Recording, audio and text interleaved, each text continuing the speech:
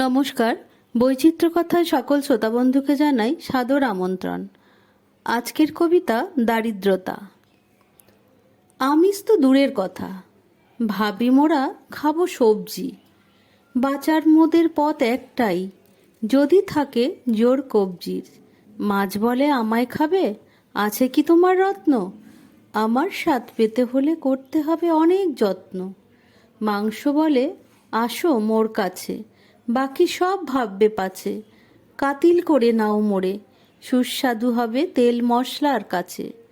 দুধ ঘিয়ের কথা মোরা ভাবতে পারি না মোটে, মোদের তরে লাগে আগুন, ভাগ্যে ওইটুকু জোটে। মোদের জন্য আছে শুধু বাজার শেষের শুকনো পচা। তোদের জন্যই অবশিষ্ট মোরা, এইটুকু নিয়েই প্রাণ বাঁচা। দুঃখ করে হবে কি রে, বাঁচতে হবে এই সংসারে। দোষ করি না এই ভাগ্যেরে, সবই জোটে পাপ পুণ্যের তরে।